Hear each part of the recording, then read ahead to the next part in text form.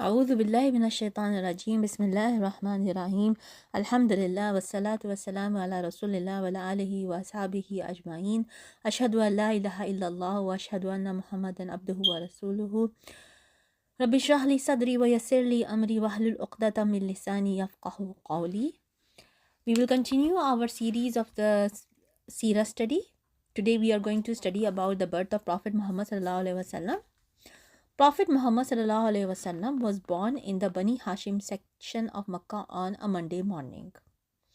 Ibn Sa'd reported that Muhammad's mother said, "When he was born, there was a light that issued out of my peduntum and lit the palaces of Syria." It was reported that significant signs accompanied his birth. 14 balconies of Kisra's palace collapsed. The Magians sacred fire went out, and some churches on Lake Sawa sank down and collapsed.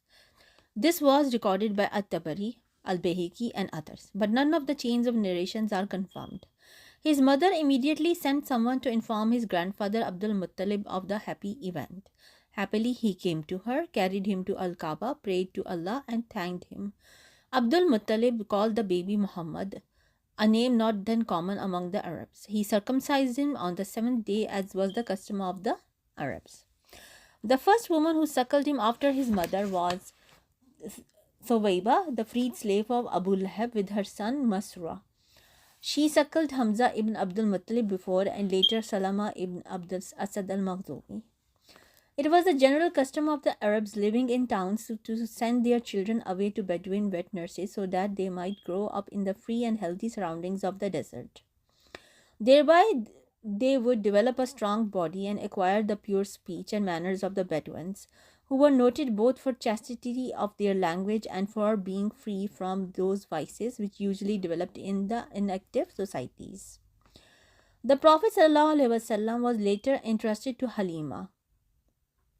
Her husband was Al-Haris. Muhammad ﷺ had several foster brothers and sisters. Abdullah bin Al-Haris, Anisa bint Al-Haris, etc. And they used to take care of the Prophet ﷺ. And Abu Sufyan bin Al-Haris bin Abdul Muttalib, the Prophet's cousin.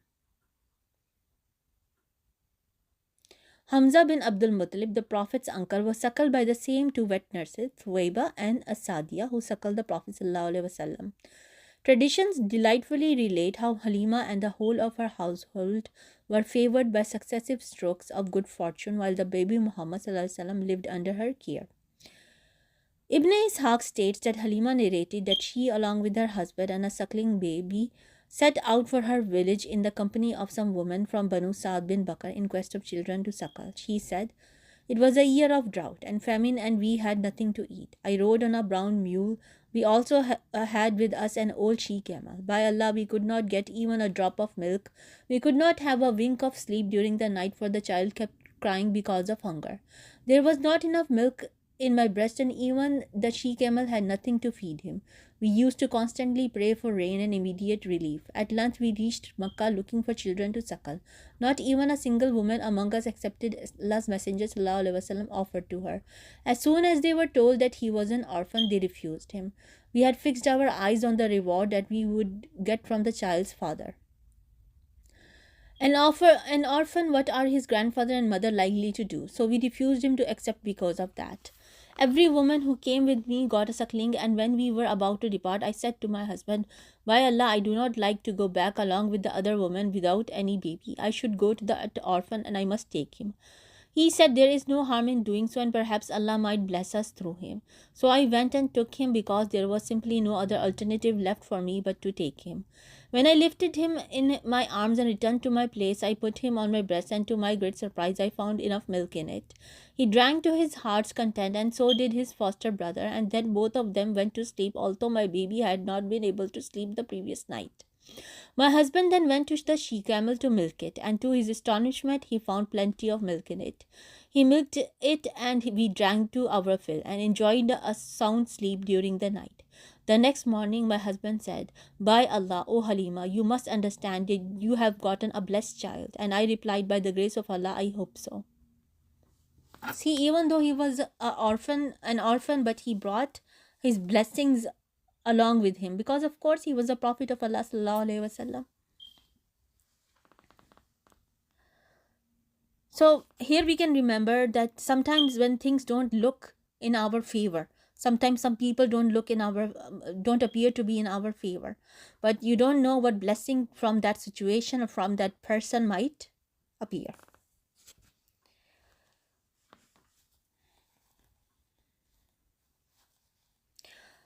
The tradition is clear on the point that Halima's return journey and her subsequent life, as long as the Prophet ﷺ stayed with her, was encircled with the halo of good fortune.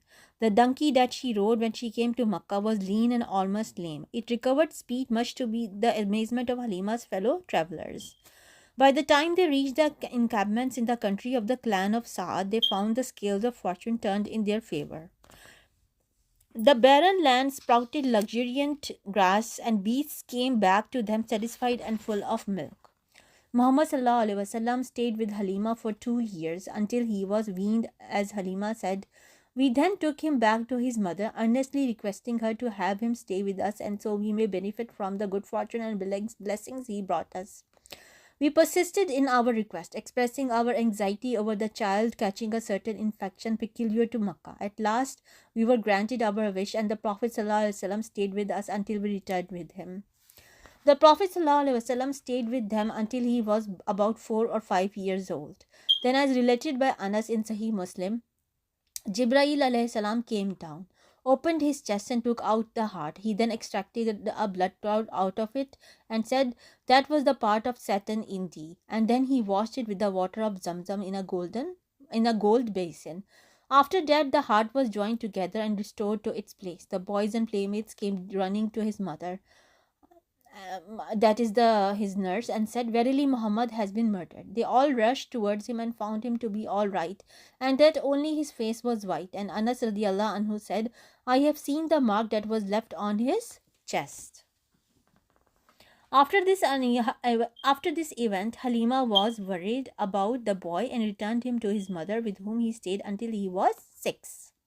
In respect of the memory of her late husband, Amina decided to visit his grave in Yasrib. She set out to cover a journey of 500 kilometers with her orphan boy, her father-in-law Abdul Muttalib, and a woman servant Ayman. She spent a month there and then made her way back to Makkah. On the route, she suffered a severe illness and died in Abwa on the road between Makkah and Medina. Abdul Muttalib brought the boy to Makkah. He had warm passions towards the boy, his orphan grandson, whose recent disaster, meaning his mother's death, added more to the pains of the past. Abdul Muttalib was more passionate with his grandson than with his own children. He never left the boy as prey to loneliness, but always preferred him to his own children. Ibn Hisham reported, a mattress was put in the shade of Al-Kaaba for Abdul Muttalib. His children used to sit around that mattress in honor to their father, but Muhammad ﷺ used to sit on it. His uncles would take him back, but if Abdul Muttalib was present, he would say, leave my grandson. I swear by Allah that this boy will hold a significant position. He used to seat the boy on his mattress, pat his back, and was always pleased with what the boy did. When Muhammad ﷺ was 8 years, 2 months, and 10 days old, his grandfather Abdul Muttalib passed away in Makkah. The charge of the Prophet ﷺ was now passed on to his uncle Abu Talib, who was the brother of the Prophet's father. Abu Talib took the responsibility of his nephew in the best way. He put him with his children and preferred him to them. He singled the boy out with great respect and high esteem. Abu Talib remained for 40 years, cherishing his nephew and extending all possible protection and support to him. His relations with the others were determined in the light of the treatment they showed to the Prophet ﷺ. Ibn Asakir reported on the authority of Jalhama, who said, I came to Makkah when it was a rainless year. So Quraysh said, O Abu Talib, the valley has become leafless and the children hungry. Let us go and pray for rainfall. Abu Talib went to Al-Kaaba with a young boy who was as beautiful as the sun, and a black cloud was over his head. Abu Talib and the boy stood by the wall of Al-Kaaba and prayed for rain. Immediately clouds from all directions gathered, and rain fell heavily and caused the flow of springs and growth of plants in the town and the country. So from this part of the Seerah, we first of all we recognize that Even after the death of the mother, the family took care of Prophet Muhammad sallallahu alaihi wasallam. Abdul Muttalib took care of him, and then after him, Abu Talib took care of him. So it is very important and significant that we take care of our orphaned relatives. And the Prophet ﷺ said that there are hadiths of the Prophet ﷺ that tell us about high esteem in Jannah, in the hereafter, for the people who take care of orphans. Okay, this is all we will study today, and the rest about Bahira the monk and the sacrilegious wars we will study next time, inshallah ta'ala. I don't want to make these lessons too long, and I'm reading from the book The Seal Nectar and giving my own notes in between for everybody's guidance and my guidance as well. May Allah guide us and increase us in our faith and in our good deeds, inshallah ta'ala. Subhanakallahumma bihamdika.